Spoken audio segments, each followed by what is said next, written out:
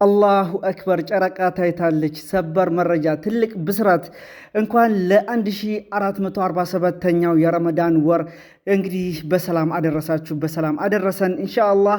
ከዚህ ጋር ተያይዞ ትልቅ መረጃ ወጥቷል ማለት ነው። አመሻሹን የተሰሙ መረጃዎች እንግዲህ ነገ ረቡዕ የረመዳን ወር የሚጀምርበት ቀን ይሆናል ማለት ነው። ከዚህ ጋር ተያይዞ ኡስታዝ አቡበከር አህመድም ያስተላለፈው መልእክት አለ፣ በጋራ እንመለከታለን። አልሐምዱሊላህ ረቢል ዓለሚን እንኳን ለዚህ ለታላቁ ለተናፋቂው የረመዳን ወር በሰላም አደረሰን አደረሳችሁ። በመላው ዓለም ላይ ለምትገኙ ሙስሊም እንግዲህ እህት ወንድሞቼ ለማለት እወዳለሁ በዚሁ አጋጣሚ ማለት ነው። ይህንን ቪዲዮ ላይክ እያደረጋችሁ የረመዳን ናፍቆት ያለባችሁ ደግሞ ሀሳብ አስተያየት እየሰጣችሁ ኢንሻአላህ ረመዳንን የምንጠቀምበት አላህ ያድርግልን። እንግዲህ በዚህ ረመዳን ታሪክ የምንሰራ አላህ ያድርገን ኢንሻአላህ። እንኳን ደስ ያለን እንኳን ደስ ያላችሁ ለማለት እወዳለሁ። ከዚሁ ጋር ተያይዞ ኡስታዝ አቡበከር አህመድ በፌስቡክ ፔጁ ያስተላለፈው መልእክት አለ። እንኳን ለ1447ኛው የረመዳን ወር አደረሰን አደረሳችሁ ይላል ማለት ነው። የ1447ኛው ዓመት ሂጅራ ታላቅ የረመዳን ወር የኢባዳ የለውጥና የመቻል ወር እንዲሆንልን እመኛለሁ።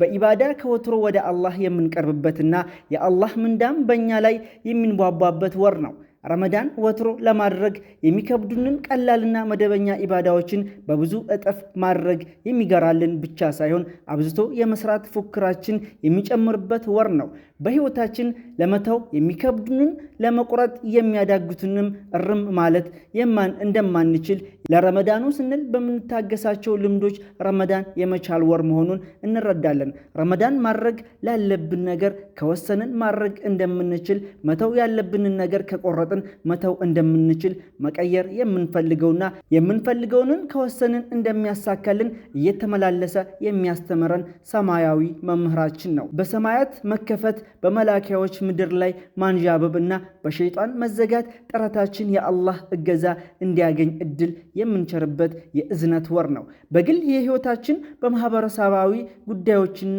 ሀገራችንን በሚመለከቱ ጉዳዮች ሁሉ መቻል መገለጫችን እንዲሆን ረመዳን ያስታውሰናል፣ ያግዘናል። ረመዳን የዓመት ምርታቸውን ወደ ጎተራ እንደሚያስገቡ አርሶ አደሮች ከብቶችና ግጦሽ በሰፊው ሜዳ እንደሚያገኙና አርብቶ አደሮች በማጣሪያ ፈተናዎችና የተሳካ ውጤት እንደሚጠብቁ፣ ተማሪዎች ሀብት ያፈሰሱበትን ስራ ትርፍ እንደሚጠብቁ፣ ባለሀብቶች ወደ አላህ ለመቅረብ የሚያደርገው ጥረት ሁሉ ትርፋችንን በሙሉ ተስፋ የምንጠቀምበት፣ በድካማችን ደስታችን የምናገኝበት ወር ረመዳናችን ነው። ረመዳን እንደ ግለሰብም ሆነ እንደ ማህበረሰብ ለውጥ የምናመጣበት ወር እንዲሆን ይጠበቃል። ግለሰብና ማህበረሰብ ሲለወጥ ደግሞ ሀገር ይለወጣል። በዚህ የተከበረ ወር በቤተሰባችን፣ በአካባቢያችን፣ በማህበረሰባችንና በሀገራችን ለውጥ የሚሹ ጉዳዮች ላይ በዱዓም በስራም እንድንበረታታ አደራ ላለሁ። ብዙዎች የረመዳን ክንውኖችና በጋራ የሚከናወኑ እንደመሆኑ መጠን ለጋራ ጉዳዮቻችን ይበልጥ ትኩረት እንድንሰጥም ይጠበቃል። የእዝነት ወር ውስጥ መሆናችንን በተግባራዊ አዛኝነት በማሳየት በአካባቢያችንም ሆነ በተለያዩ የሀገራት አካባቢዎች ድጋፍ ለሚሹ ወገኖች ድጋፋችን ይበልጥ በዚህ ወር እንዲጠናከር ይጠበቃል። የረመዳን በረካ ለእኛ ለህዝባችንና ለሀገራችንም እንዲተርፍ በጾሙ በማህበራዊ ሀገራዊ ፋይዳ የሚያጎሉ ስራዎች እንድናበረታታና አንድነታችንን እንድናጠናክር አደራ ላለሁ። መልካም የረመዳን ሳምንታት ይላል ኡስታዝ አቡበከር አህመድ ነው ይህንን መልእክት ያስተላለፈው። እንኳን በድጋሚ ለረመዳን በሰላም አደረሳችሁ አደረሰን። ታላቁ ወር የኢባዳ የቁርአን ወር እንግዲህ በጉጉት ስንጠብቀው ነበረ። ብዙዎቻችሁ እንደተደሰታችሁ ተስፋ አደርጋለሁ። ኢንሻአላህ አላህ እስከ መጨረሻው ያስደስተን ለማለት እወዳለሁ። ጾመንም የምንጠቀም አላህ ያድርገን።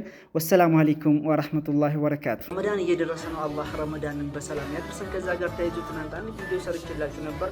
እንግዲህ በየቦታው ረመዳን እየደረሰ ስለሆነ መስጊድ እየታጠበ ነው፣ እየተዘጋጀ ነው፣ ምንጣፍ እየተቀየረ እየታጠበ ያለበት ሁኔታ ስለሆነ እኛስ ምንጣፍ የሌለን የሚል መልእክት አስተላልፎ ነበር። በዚሁ በእኛው ሰፈር እንግዲህ አንድ መስጂድ አለ ማለት ነው፣ ከኛው ቤት ፊት ለፊት ማለት ነው። ስለዚህ እንግዲህ የአካባቢ ሰዎችም ኡስታዞችም ጭምር መልእክት አስተላልፍልን የሚል ነገር ነው።